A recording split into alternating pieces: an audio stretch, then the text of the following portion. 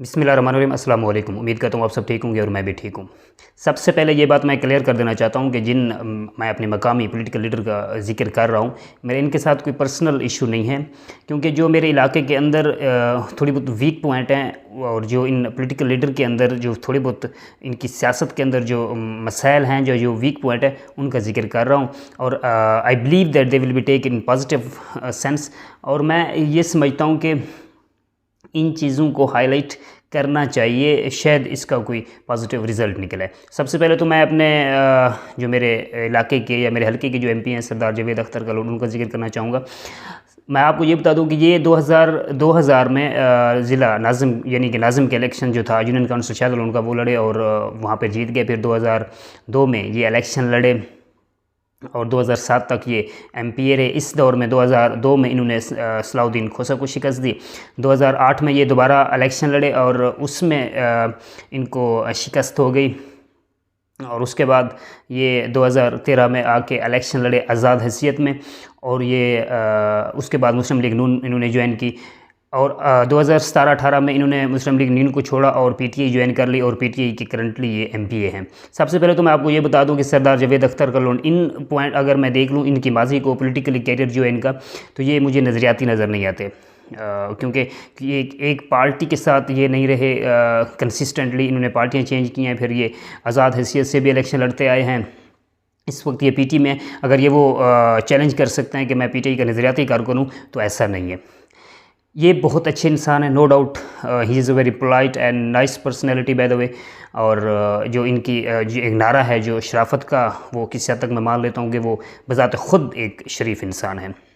लेकिन सरदार साहब, if you don't mind के जो आपके बैक पर जो आपको रिप्रेजेंट आपको जो लोग आपको इस इलाके में करते हैं, आई एम सॉरी टू से कि वो उन पर किसी न किसी किस्म का कुछ एलिगेशंस मौजूद हैं, या फिर आप समझ लें कि वो इस तरीके से आपके जो अच्छे काम हैं उनको हाईलाइट नहीं कर सकते। इसके बाद आपके मेरा ख्याल है कि भाई का जिक्र भी मार्केट में आता रहता है कि थोड़ी बहुत इश्यूज़ हैं। अभी मैंने जब दिन को अपनी इस वीडियो का थंबनेल लगाया तो मुझे एक लड़के ने ये कहा कि भाई, कमेंट अभी तक शायद मौजूद हो वहाँ पर, तो उसने मुझे कहा कि भाई आप पर तो एफआईआर हो जाएगी, कैनली अगर आप रुक जाएं इस चीज़, ऐसा उसने कुछ लिखा हुआ था। तो मेरा कहने का मतलब ये है कि आपकी जो सरदार जावेद अख्तर गहलोत की जो एक पिक्चर है, यानी कि ये समझा जाता है कि अगर किसी ने कोई बात की तो उस पर एफआईआर दर्ज की जाएगी। ये इनकी बैक पर जो, यानी कि इसको इनके ना होने के बावजूद जब ये बाहर चले जाते हैं लाहौर या इस्लामाबाद, जो उनके काम है अपने मेंबरशिप के हवाले से, तो इनके बैक पर जो इनको डिफेंड करते हैं या फिर इनके हल्के के अंदर जो काम करते हैं, तो वो जो लोग हैं वो उनकी जो पोजीशन है वो थोड़ी ये समझ लें कि कमज़ोर है। उसके बाद इनको जो बैक पर मेरा ख्याल है कि इनके जो सरदार रिहान हैं, इनके भतीजे हैं या जो भी हैं, वो थोड़े बहुत एक्टिव हैं। लेकिन दूसरी साइड पर मैं मुनासिब नहीं समझता कि उनके भाई का नाम लूँ। नो डाउट के वो एक्टिव तो हैं, लेकिन कहीं ना कहीं पर उनका जो ज़िक्र है वो किसी न किसी तरीके से मार्केट में सुनने को मिलता है कि वो थोड़े बहुत तो काम करवा लेते हैं जो ऐसा नहीं करने चाहिए। अगर ऐसा है तो ऐसा नहीं होना चाहिए। सरदार साहब, आप इस चीज़ पर यकीन रखें कि जो आने वाला दिन है वो पॉलिटिकली बहुत टफ दिन है।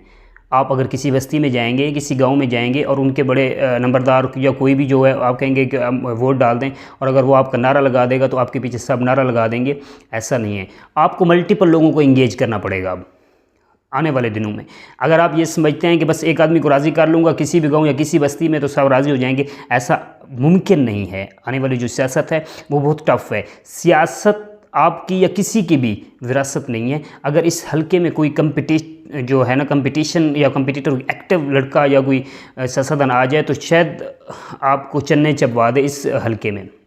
तो मेरा ख्याल है कि आप ये भी सुनने में मिलता है कि अगर आप कोई इंफ्रास्ट्रक्चर का काम करा रहे हैं किसी बस्ती में एज सच, तो वहाँ पर अगर आपको वोट नहीं मिले तो आपके जो करिंदे हैं वो उस यानी कि वो गली हटवा देते हैं। इस तरह भी मिसालें सामने आई हैं।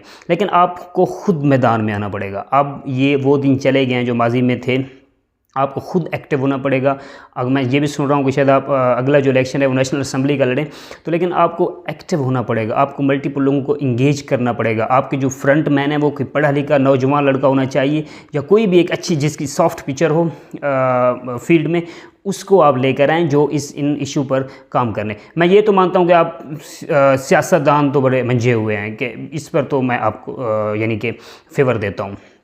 दूसरी सीट पर जब मैं सरदार मोहसिन खान का जिक्र करता हूँ तो मेरे ख्याल में कि वो मैं ये तो कह सकता हूँ कि बिजनेसमैन बहुत अच्छे हैं लेकिन सियासतदान अनाड़ी हैं। तो क्योंकि मेरा ख्याल है कि शायद वो एक बार जीते हैं, 2013 में वो इलेक्शन हार गए थे, फिर 2018 में वो आज़ाद हैसियत से इलेक्शन लड़े और फिर उन्होंने पीटीआई ज्वाइन कर लिया। पीटीआई अभी इसी साल 2022 में उनको जो पार्टी जो पोजीशन थी उससे हट के उन्होंने वोट डाला था, फिर उनको डीसीट कर दिया गया। ये जो उनकी मिस्टेक थी, मेरा ख्याल है कि ये इनकी कैरियर की सबसे बड़ी गलती है, क्योंकि फिर उन्होंने पीटीआई वालों ने टिकट जो इनके मेरा ख्याल है कज़न है शायद सरदार सैफुद्दीन खोसा साहब, उनको दे दिया और वो इलेक्शन लड़े और इनको बहुत बड़े मार्जिन से हराया। जो पिछले इलेक्शन हुए हैं इनमें सबसे बड़ा मार्जिन जो है ना वो इन्हीं का था, इसी हलके में पंजाब में, तो उनको बड़ी शिकस्त हुई है। और सरदार मोहसिन साहब की जो फ्रंट मैन है जो रिप्रेजेंट करते हैं उनको, वो भी मैं ये कह सकता हूँ कि वो आउटस्टैंडिंग नहीं है। सरदार मोहसिन साहब बहुत अच्छे कारोबारी तो हो सकते हैं लेकिन अच्छे सियासतदान नहीं हैं, ये अगर मैं सियासत के हवाले से बात करूँ। लेकिन सबसे पहली बात मैं आपको ये बता दूँ कि वो एक समाजी वर्कर ज़रूर हैं, क्योंकि मेरे पास इस वक्त भी अगर मैं चाहूँ तो ट्रांजैक्शन आपको पीछे उनकी दिखा सकता हूँ कि जो उन्होंने गरीब लोगों की हेल्प की है।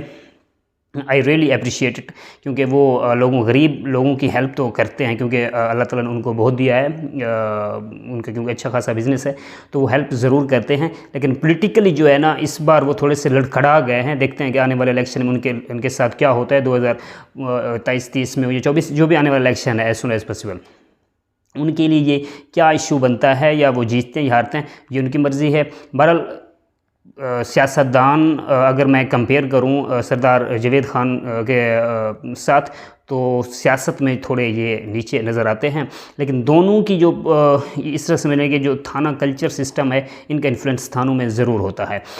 जो जिस बेसिक जो पॉइंट है, जो अगला जो मेरा बेसिक पॉइंट है वो ये कि जो मैं बयान करना पिछले दिनों से मैं सोच रहा था कि हमारे इलाके के अंदर जो क्रिमिनल एक्टिविटीज़ हैं वो बहुत ज़्यादा हो रही हैं, डकैतियाँ बहुत ज़्यादा हो, ताजिर हजरात बहुत ज़्यादा परेशान हैं।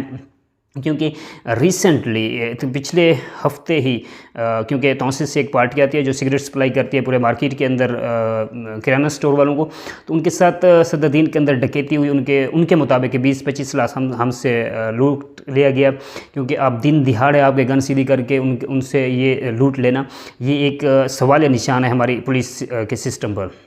उससे पीछे अगर हम चले जाएं तो सदरदीन के अंदर हमारे करियाना के ताजिर हैं जिनका नाम मेरा ख्याल है गफ़ार है, और बहुत से रेलिवेंट जो इनके साथ जो दुकानें थीं उनको भी सदरदीन के अंदर लूट लिया गया था।